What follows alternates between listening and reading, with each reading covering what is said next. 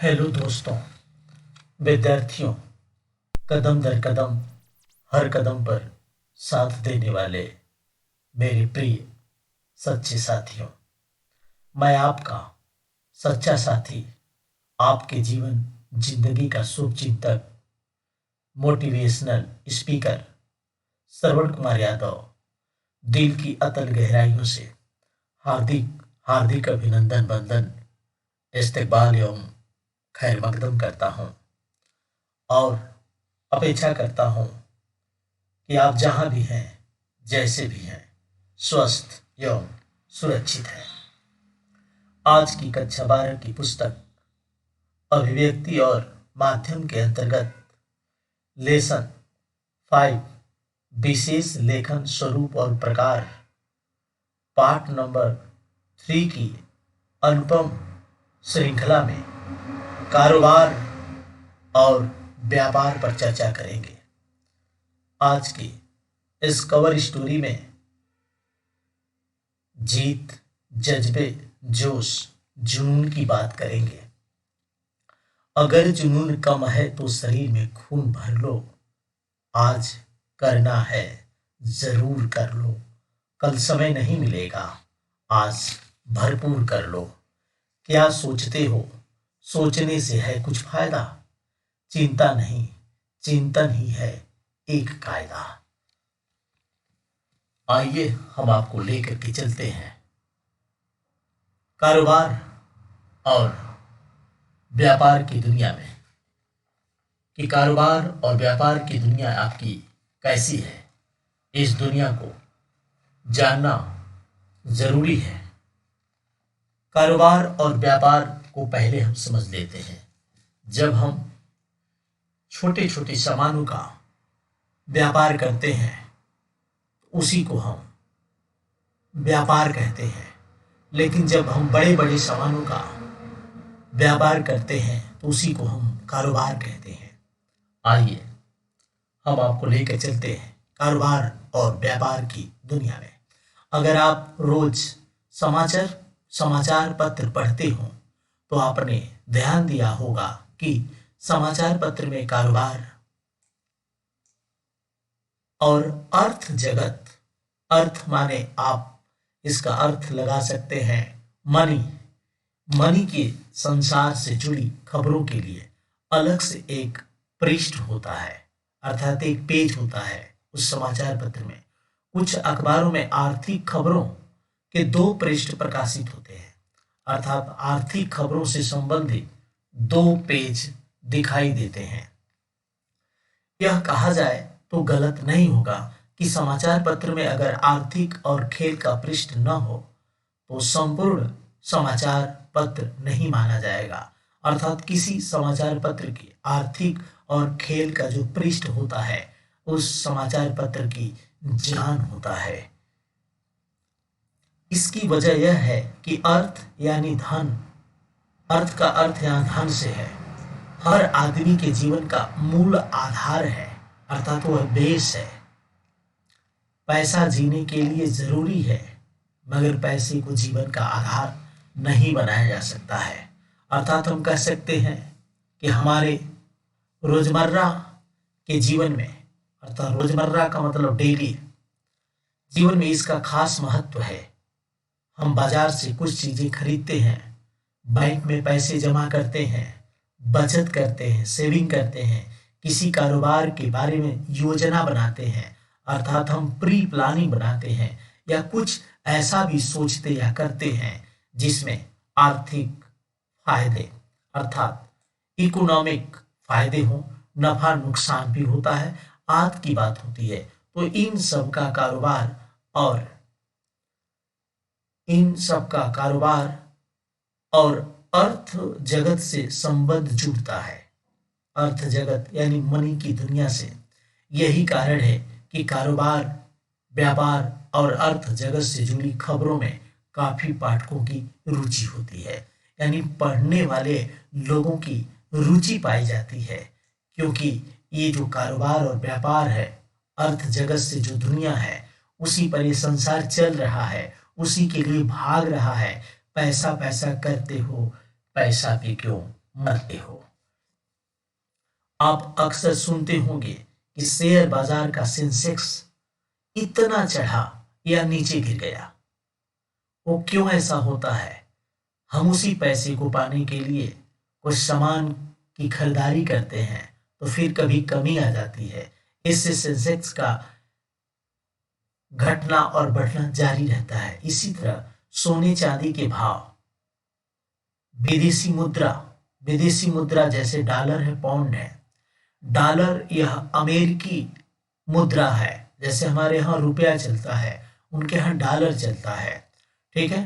Pound, pound का मतलब मापने का एक पैमाना है, एक यूनिट है, एक इकाई है। ये भी अमेरिकी इकाई है कि कीमत जरूरी उपभोक्ता चीजों, उपभोक्ता किसे कहेंगे, इसको जानना जरूरी है कि उपभोक्ता से आप क्या समझते हैं। उपभोक्ता का मतलब होता है उपभोक्ता, यानी कि जो उसका भोग कर रहा है, जो चीजों को खरीद कर उपयोग में लाता है। जो व्यक्ति चीजों को खरीद कर अपने उपयोग में लाता है, यूज करता है, उसी को उपभोक्ता कहते हैं। कि कीमत खेती बाड़ी से, खेती बाड़ी मतलब खेती बाड़ी, जो खेत का काम है, से जुड़ी चीजों की कीमत घटती बढ़ती रहती है। क्यों घटती बढ़ती रहती है? उपभोक्ता, उपभोग करने वाला कभी उसकी खरीदारी ज्यादा करता है तो कभी कम करता है। इसके पीछे कौन कौन से कारण हैं? आम लोगों को इससे क्या फायदा और क्या नुकसान होगा, इसका उनके जीवन पर क्या असर पड़ेगा और उन्हें बचाव के लिए क्या करना चाहिए, आदि जानकारियों में आम पाठकों की भी दिलचस्पी होती है। यानी कि आम पाठक जो है, साधारण पाठक है, इसकी जानकारी वो जानना चाहता है कि ऐसा क्यों होता है कि चीजें कभी कभी महंगी हो जाती हैं, कभी कभी सस्ती हो जाती हैं। अर्थात किसी भी चीज का प्रोडक्शन अगर कम हुआ है और खरीदने वाले ज्यादा हैं, तो उसकी कीमत बढ़ जाएगी। अगर किसी चीज का प्रोडक्शन बहुत ज्यादा हो गया और खरीदने वाले कम हैं, तो उसकी कीमत घट जाएगी। कारोबार, व्यापार और अर्थ जगत का क्षेत्र अर्थात फील्ड काफी व्यापक है, फैला हुआ है, विस्तार रूप लिया हुआ है। इसमें कृषि से लेकर उद्योग तक, उद्योग मतलब इंडस्ट्री तक, और व्यापार से लेकर शेयर बाजार तक अर्थव्यवस्था से जुड़े सभी क्षेत्र शामिल हैं। इन सभी क्षेत्रों में एक साथ विशेषज्ञता अर्थात उसमें विशेष जानकारी हासिल करना कठिन हो जाता है। यही कारण है कि कारोबार और अर्थ जगत में भी आपको कोई खास क्षेत्र चुनना पड़ता है कि कौन सा क्षेत्र आपको पसंद है, किसमें आपकी रुचि है। जैसे कोई शेयर बाजार का विशेषज्ञ है अर्थात जानकार है, तो कोई निवेश के मामलों का, यानी कितना पैसा खर्च करना है, लगाना है। कोई बैंकिंग का विशेषज्ञ है, तो कोई प्रॉपर्टी का, बैंकिंग का मतलब बैंक के बारे में पूरी जानकारी रखता है। प्रॉपर्टी का मतलब प्रॉपर्टी का मतलब एक तरह से हम कहेंगे कि जो जमीन जायदाद होता है, उसी को हम प्रॉपर्टी कहते हैं। कोई बजट का, बजट का मतलब कोई आय और व्यय, उसी को बजट कहते हैं। कितना हमारी आय हो रही है और कितना व्यय हो रहा है, उसका हिसाब लगाना ही बजट होता है। तो कोई मंडी का, मंडी किसी भी चीज की हो सकती है, वो फल की मंडी हो सकती है, सब्जी की मंडी हो सकती है। पिछले कुछ वर्षों में आर्थिक पत्रकारिता का महत्व काफी बढ़ा है, अर्थात इकोनॉमिक पत्रकारिता। ऐसा इसलिए क्योंकि देश की राजनीति और अर्थव्यवस्था के बीच रिश्ता गहरा हुआ है। अर्थात राजनीति और अर्थव्यवस्था दोनों एक दूसरे के पहलू हैं, एक दूसरे के बिना नहीं चल सकते। खासकर आर्थिक उदारीकरण। अब हम जानते हैं आर्थिक उदारीकरण क्या होता है। देश के आर्थिक विकास में बाधा पहुंचाने वाले नियमों में ढील देकर विकास की गति को तेज करना ही आर्थिक उदारीकरण है। अर्थात देश के विकास में कोई नियम यदि बाधा पैदा कर रहा है, उसमें छूट दे दी जाती है, उसी को आर्थिक उदारीकरण कहते हैं। और देश में खुली अर्थव्यवस्था लागू होने के बाद से, खुली अर्थव्यवस्था का मतलब इस अर्थव्यवस्था में सभी लोग दिल खोल कर आगे आ सकते हैं, अपने अपने हैसियत के अनुसार पूंजी लगा सकते हैं। अर्थव्यवस्था में व्यापक बदलाव आया है, राजनीति भी इससे अछूती नहीं है, अर्थात राजनीति में भी खुलकर सभी वर्ग के लोग आ रहे हैं।